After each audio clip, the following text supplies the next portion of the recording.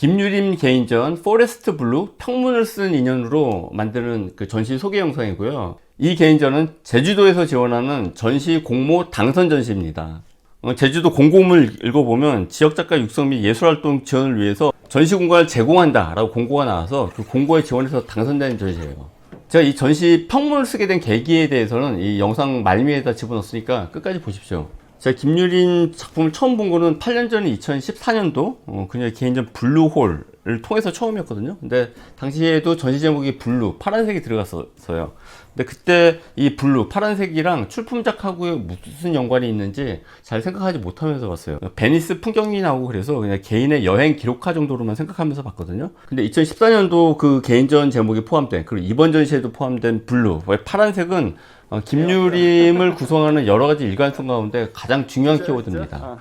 김유림 작품 포트폴리오를 보니까 일관성이 몇 가지 있는데, 첫 번째는 파란색, 블루, 두 번째는 숲, 세 번째는 3면 이상의 다면회화, 네 번째는 외길. 먼저 숲, 작품 안에 묘사된 숲이 제주도에 있는 그 사려니 숲길이라 그래요. 김유림이 제주도 출신이고 제주도에서 학교를 나왔습니다. 제목을 읽기 전까지는 그림 속에 있는 숲이 제주도 사려니 숲길이라는 걸 알 수가 없어요.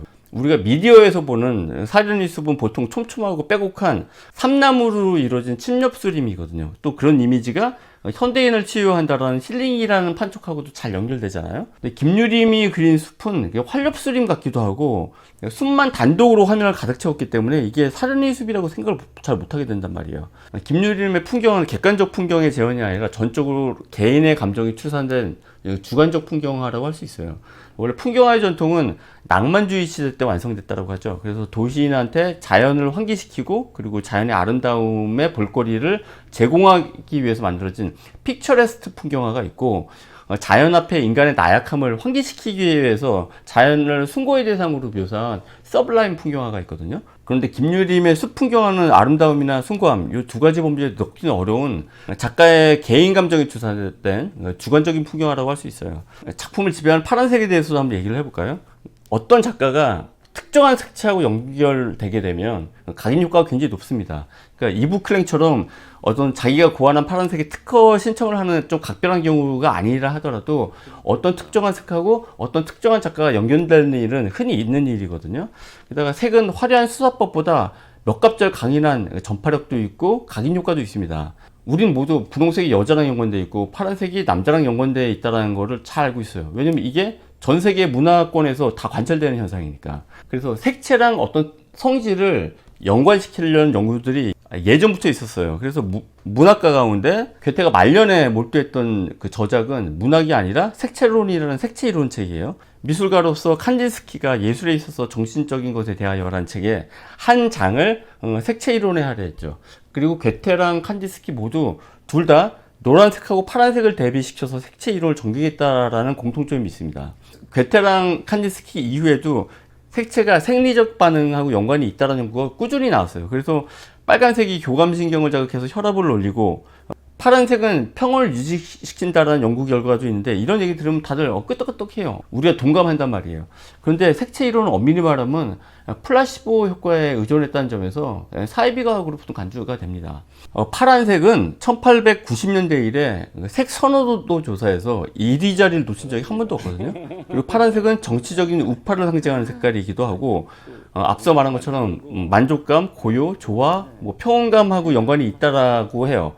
하지만 반면에 우울감이나 고독감하고 연관된다는 걸 우리가 또 잘 알아요. 제가 처음 김유림 작품을 본 게 2014년도 개인전이라고 했잖아요. 근데 그때 파란색이 여행도시 베니스를 묘사한 거기 때문에 그냥 자연스럽게 봤습니다. 왜냐면 그 베니스 자체가 바다에 에워싸여 있는 도시잖아요. 그러니까 파란색하고 연관될 수밖에 없죠. 근데 그 이후에 만들어진 작업을 보니까 꼭 파란색이라고 단정하기 어려운 대상도 파랗게 주관적으로 필터링을 했더라고요. 그러니까 2015년도 연작 가운데 노웨어 블루라는 작품이 있어요. 아스팔트를 코발트 블루로 채색을 해서 도시의 차가움을 묘사했는데, 아스팔트가 엄밀히 말하면 파란색은 아니죠. 우리는 이 그림에서 거부감을 느끼지 않습니다. 그러니까 파란색 아스팔트에서 도시의 차가움을 우리가 이해할 수 있으니까. 김유림의 파란색 그림은 관객으로 하여금 색감을 주관화시키게 만드는 그런 효과가 있더라고요. 김유림의 숲 그림 얘기를 해보죠. 김유림의 숲이 파랗잖아요. 거의 파래요. 근데 엄밀히 말하면 숲은 파랗지 않죠. 초록색이죠. 하지만 세간에서 우리가 검푸른 숲이라는 용어를 쓴단 말이에요. 우리 언어 문화에서 숲을 파랗다라고 묘사한단 말이에요. 그리고 교통신호등에서 보행자 신호인 그 녹색 등을 우리는 파랗다라고 말을 하지 않습니까? 그러니까 이런 오랜 언어 문화 때문에 녹색이 아닌 파란색 숲에서도 주관적인 그림이긴 하지만 어색하게 느껴지지 않습니다. 끝으로 이제 외길이 이 김유림 작업의 여러 가지 일관성 중에 하나인데, 이번 전시에서도 숲 안에 난 외길이 묘사가 됐어요. 그리고 작업의 연보 가운데 완벽한 고독이라는 연작이 있었는데, 그 연작에서는 황량하고 광활한 대지를 뚫고 시원하게 종신 깊게 뚫린 도로를 그린 그림이거든요. 앞서 여러 번 작가의 풍경화가 주관적인 풍경화라고 말했지 않습니까? 근데 외부인들도 감정이입을 하기가 좋은 것이, 황량한 외길이라는 것은, 혹은 숲에 난 외길이라는 것은 결정적인 순간에 홀로 직면해야 되는 게 우리의 삶이라는 사실하고 연관되어 있기 때문에 주관적인 풍경화이면서 여러 사람들이 공감할 수 있는 그런 지점이라고 생각을 해요. 제가 전시 평론을 갖다 요청받게 된 거는 그 김유림한테 카톡이 왔습니다. 2014년도에 제가 전시를 보러 왔었다 하더라고요. 그래서 제가 블로그에 김유림을 검색을 해봤더니 진짜 그 당시 다녀간 기록이 남아있더라고요. 그때랑 지금, 와, 젊다.